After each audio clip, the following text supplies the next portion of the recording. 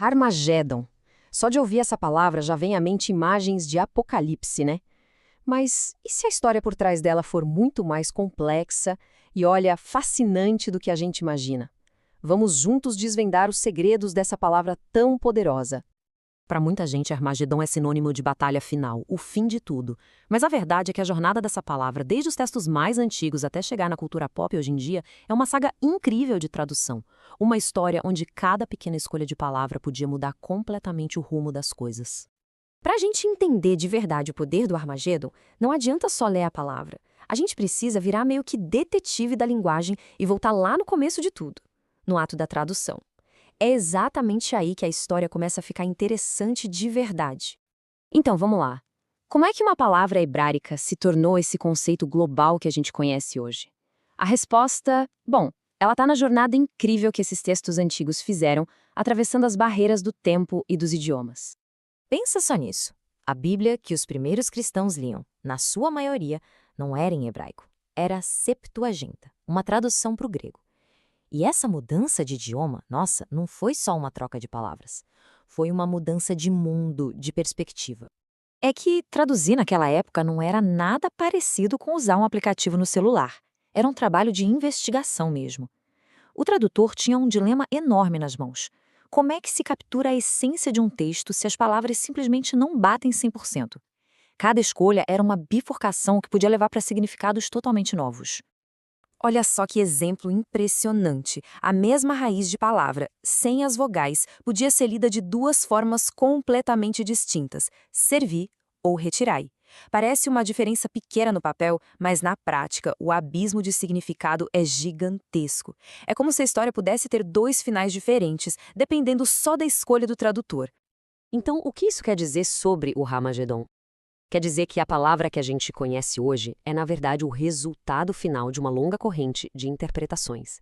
E cada elo dessa corrente foi adicionando uma nova camada de sentido, moldando o nosso entendimento sobre o fim dos tempos.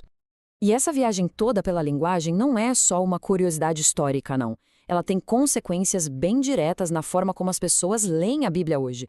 Vamos dar uma olhada num exemplo bem marcante: a teologia de impacto. A teologia de impacto, basicamente, propõe uma leitura radicalmente literal da Bíblia. Para quem segue essa linha de pensamento, as profecias não são metáforas, não são símbolos. São descrições diretas de eventos históricos que ou já aconteceram ou estão prestes a acontecer.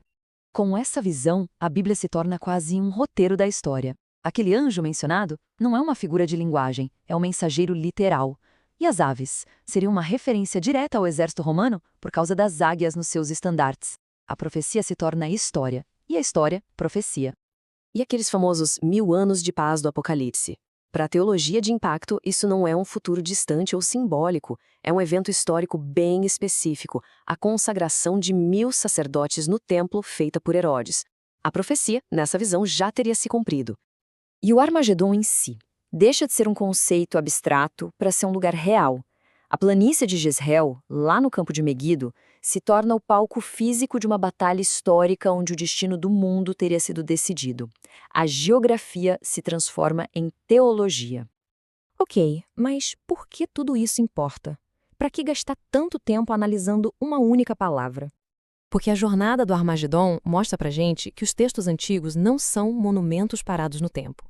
Eles são como rios de significado, que continuam fluindo e se transformando a cada nova tradução, a cada nova leitura. A lição aqui é bem clara. Para entender o poder de uma palavra, é preciso entender a história dela.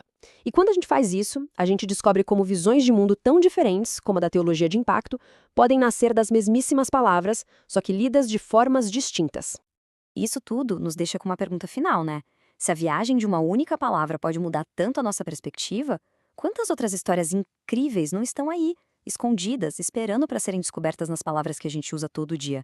Que outros mundos estão logo abaixo da superfície da linguagem?